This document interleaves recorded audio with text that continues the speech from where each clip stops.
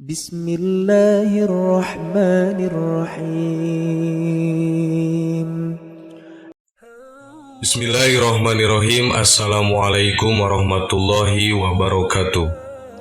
Sahabat yang beriman, salat adalah ibadah fardu ain bagi setiap orang Islam yang mukallaf. Salat juga merupakan tiang agama dan menjadi amal yang pertama kali akan dihisab di yaumil akhir. Sebagaimana Rasulullah SAW telah bersabda, artinya, sesungguhnya pertama kali yang akan dilihat atau dihisab dari amal seorang hamba pada hari kiamat adalah ibadah sholat. Bila ditemukan ibadah sholatnya sempurna, maka diterimalah sholat dan seluruh amalnya. Apabila ditemukan sholatnya kurang yakin atau tidak baik, maka ditolaklah sholatnya dan seluruh amalnya. Hadis riwayat Tabrani. Mungkin ada yang bertanya, ada orang yang rajin sholat, tapi mengapa sholatnya tidak mencegah dari perbuatan keji dan mungkar?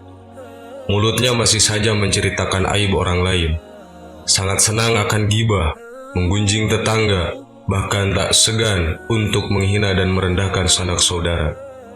Orang ini berarti tidak merasakan manfaatnya sholat dalam kehidupannya. Dia tidak merasakan kenikmatan dari sholat yang dilakukannya. Maka besar kemungkinan sholatnya belum diterima oleh Allah Subhanahu wa Ta'ala. Hal ini disabdakan oleh Rasulullah SAW. Pada hari kiamat nanti, ada orang yang membawa sholatnya kepada Allah Subhanahu wa Ta'ala. Kemudian dia mempersembahkan sholatnya kepada Allah.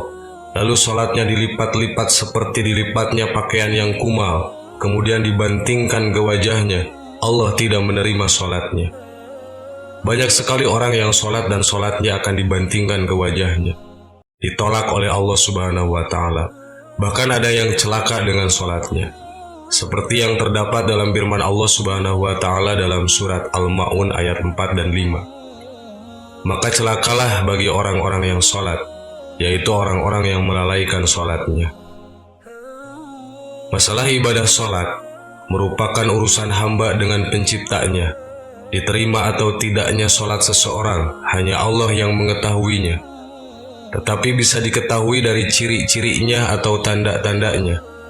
Sebagaimana dalam hadis Qudsi yang diriwayatkan oleh Imam Al-Bazar dari sahabat Abdullah bin Wahid Al-Harani, Rasul telah bersabda yang artinya, sesungguhnya aku Allah hanya menerima sholat seseorang yang bersifat tawadu karena keagunganku, dan tidak mencela makhlukku, dan tidak membiasakan maksiat dan durhaka kepadaku, dan menghabiskan waktu siangnya untuk berzikir kepadaku dan mengasihi orang-orang miskin dan ibnu sabil, dan kepada janda-janda miskin, dan mengasihi pada orang-orang yang tertimpa musibah.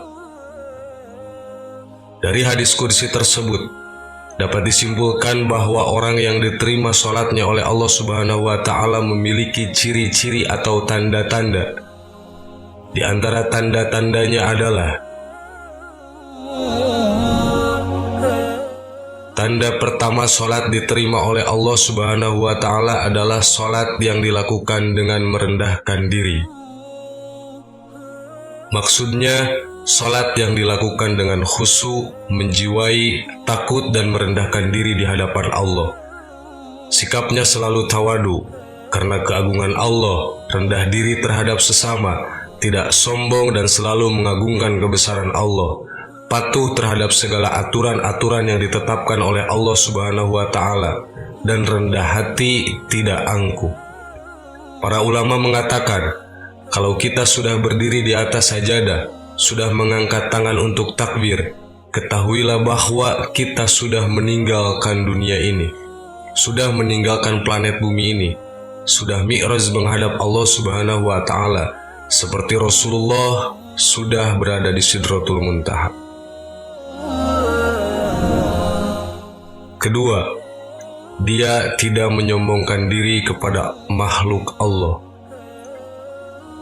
Tawaduknya dalam sholat melahirkan rendah hati dalam pergaulannya dengan sesama manusia. Kekuasaan tidak menyebabkan ia sombong, karena dia tahu bahwa kekuasaan adalah amanah Allah. Kekayaan tidak menyebabkan memperbudak orang lain, karena ia tahu bahwa harta hanyalah titipan Allah. Pengetahuan tidak membuatnya tinggi diri, sebab ia tahu bahwa pengetahuannya tidak seberapa dibandingkan dengan luasnya ilmu Allah. Orang yang sholatnya diterima tidak akan merasa dirinya lebih tinggi daripada orang lain. Rasulullah SAW bersabda, "Tidak akan masuk surga orang yang dalam hatinya ada perasaan sombong walaupun hanya sebesar debu saja." Hadis riwayat Muslim.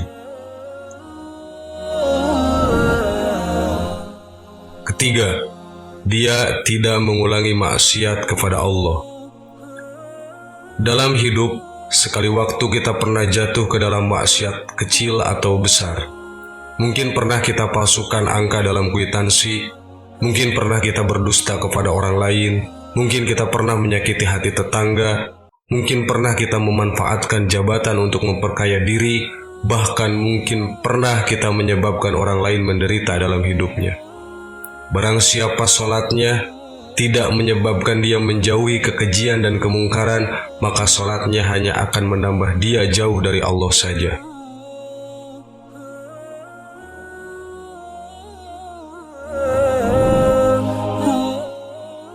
Keempat, orang yang mampu menjadi alat kontrol untuk mengendalikan hawa nafsunya. Rasulullah SAW bersabda, "Barang siapa yang sholatnya tidak mencegah dari kejelekan dan kemungkaran, maka sholatnya hanya akan menjauhkan dirinya dari Allah Subhanahu wa Ta'ala." Hadis riwayat Muslim.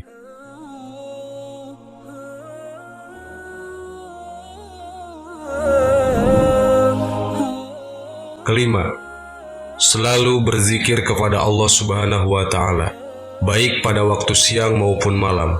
Menyempatkan diri untuk berzikir kepada Allah Subhanahu wa Ta'ala meskipun urusan dunianya sangat sibuk. Ada seorang sahabat bertanya kepada Rasulullah SAW, "Ya Rasulullah, syariat Islam sudah banyak pada diriku. Ajarkanlah kepadaku sesuatu yang bisa aku pegang teguh untuk selamanya." Nabi SAW menjawab, "Usahakanlah lidahmu selalu basah menyebut nama Allah. Jangan biarkan lidahmu kering tanpa menyebut nama Allah." Berzikir bukan saja disyariatkan setelah sembahyang, melainkan juga pada setiap saat, ketika berdiri, duduk, bahkan berbaring. Pada satu majelis saja sahabat menemukan Rasul membaca istighfar 100 kali. Allah Subhanahu wa Ta'ala berfirman, yaitu orang-orang yang beriman dan hati mereka menjadi tentram dengan mengingat Allah. Ingatlah, hanya dengan mengingat Allah lah hati menjadi tentram. Quran Surat Ar-Ra'd ayat 28.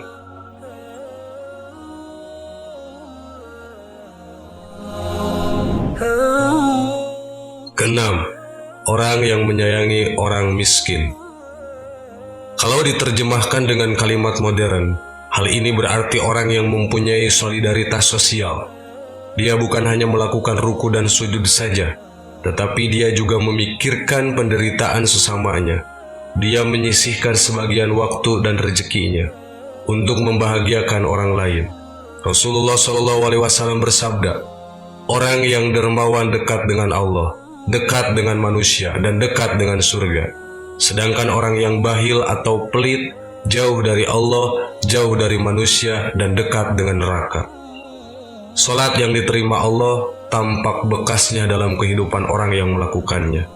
Islam bukan saja datang untuk menegakkan akidah dan ibadah, melainkan juga membela manusia yang lemah, fakir miskin, orang yang kehabisan bekal, janda yang ditinggalkan suaminya, dan orang yang menderita.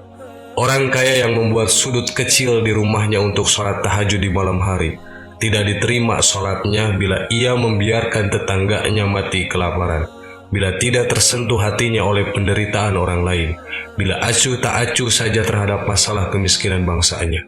Rasulullah SAW bersabda, "Tidak akan masuk surga orang yang kenyang, padahal tetangganya kelaparan di sampingnya." Sahabat yang beriman, coba kita renungkan bersama tentang tanda-tanda yang diterima sholatnya oleh Allah Subhanahu wa Ta'ala. Maukah kita seperti itu? Coba mari kita sama-sama meningkatkan ibadah kita kepada Allah Subhanahu wa Ta'ala dan mengingatkan satu sama lain tentang kebaikan. Jangan pernah menyerah mengingatkan orang lain tentang kebaikan, agar dalam hidup ini pastinya diberi keberkahan oleh Allah Subhanahu wa Ta'ala Sang Pencipta. Insya Allah, bila kita sudah dekat dengan Allah, hidup ini serasa damai dan tenang. Amin. Wallahu a'lam. Assalamualaikum warahmatullahi wabarakatuh.